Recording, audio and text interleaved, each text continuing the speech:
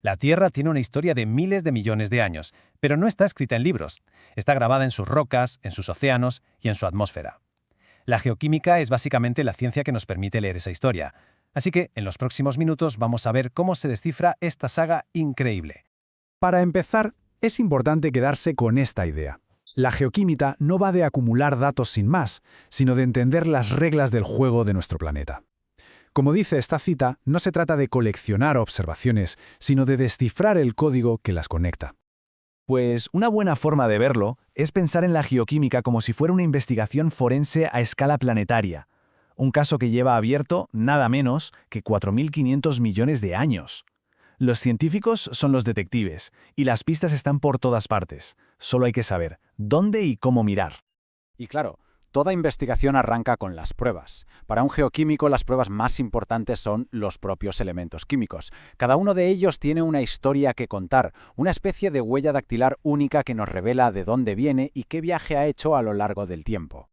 Aquí tenemos a los protagonistas de nuestra historia. Cada elemento de la tabla periódica tiene, digamos, sus preferencias. Algunos son litófilos, o sea, amantes de las rocas. Otros son siderófilos, amantes del hierro. Y estas afinidades son la clave para entender dónde vamos a encontrar cada una de las pistas. Hay que imaginarse la Tierra en sus inicios, una bola gigante de material fundido. En ese caos, estos personajes se fueron separando según sus gustos.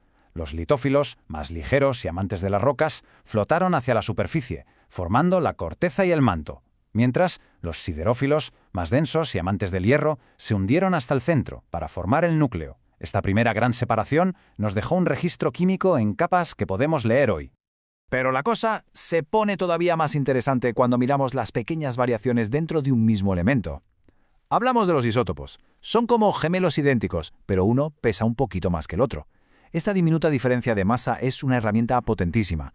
Nos permite datar rocas, rastrear el clima del pasado o entender los ciclos de la vida. Son, sin duda, la prueba forense definitiva. Claro, para leer estas huellas tan sutiles no basta con una lupa. Hay que entrar en el laboratorio, en el CSI de la geoquímica, un lugar lleno de herramientas de alta tecnología diseñadas para medir con una precisión increíble cada elemento y sus isótopos. Y aquí nos encontramos con un problema clásico. Imagina que tienes que saber cuántos átomos de un elemento hay en una muestra de roca, pero es físicamente imposible extraerlos todos. ¿Cómo lo haces para dar una cifra exacta? Bueno, la geoquímica tiene una solución brillante para esto. La técnica se llama dilución isotópica, y esta analogía de las mariposas es perfecta para entenderla. ¿Quieres contar cuántas mariposas rojas hay en una isla? Sería imposible contarlas una a una. Así que lo que haces es soltar un número que sí conoces, por ejemplo, 100 mariposas azules. Dejas que se mezclen bien y luego capturas una muestra. Si en tu red tienes, digamos, 10 rojas por cada azul, puedes calcular fácilmente que en toda la isla hay unas 1000 mariposas rojas. Es un método súper ingenioso y muy preciso. Pues bien, en el laboratorio, en lugar de redes para mariposas, se usan máquinas como los espectrómetros de masas o las sondas iónicas. Son los instrumentos que nos permiten contar esos átomos mariposas con una precisión que asusta. Cada técnica funciona de una forma distinta, pero el objetivo es el mismo: separar los elementos para poder leer esas huellas químicas del pasado.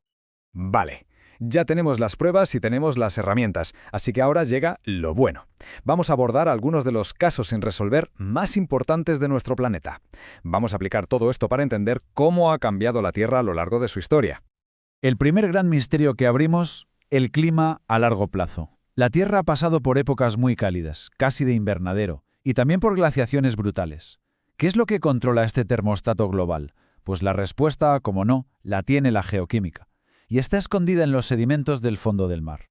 Y aquí tenemos la prueba del delito, por así decirlo. Este gráfico se ha reconstruido usando moléculas fósiles de esos sedimentos marinos y nos muestra una correlación que es casi perfecta. A medida que los niveles de CO2 en la atmósfera bajaban, la temperatura global también caía. Esto es una prueba muy sólida de que el dióxido de carbono ha sido el principal regulador del clima del planeta durante millones de años.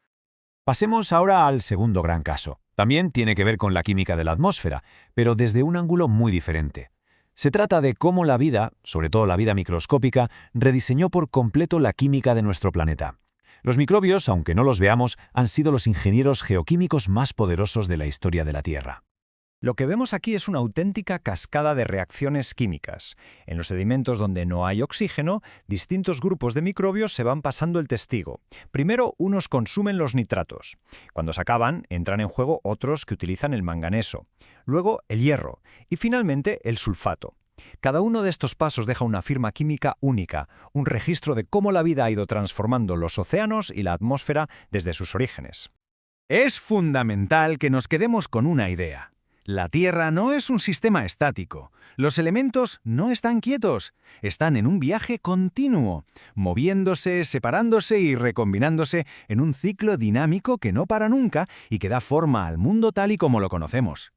Una buena forma de imaginar este proceso es pensar en un atasco en una autopista. Algunos elementos son como coches deportivos. Se mueven muy rápido a través de las rocas y los fluidos. Otros, en cambio, son como camiones pesados. Se quedan atascados en la estructura de los minerales. Esta diferencia de velocidad es un mecanismo natural que separa y concentra los elementos, y es lo que crea desde grandes yacimientos minerales hasta la composición química de un río. Al final, todo lo que hemos visto, desde la formación del núcleo terrestre hasta el trabajo incansable de los microbios, nos trae de vuelta al presente. Porque la historia geológica de la Tierra no es algo que ya terminó. Es un libro que se sigue escribiendo día a día. Y ahora la humanidad se ha convertido en uno de sus autores principales. Y esa es la gran pregunta con la que nos quedamos. Las mismas herramientas que nos permiten leer la historia de las edades de hielo o el origen de la vida están registrando ahora mismo los cambios que estamos provocando. Las huellas químicas que dejamos hoy serán las que estudien los geoquímicos del futuro.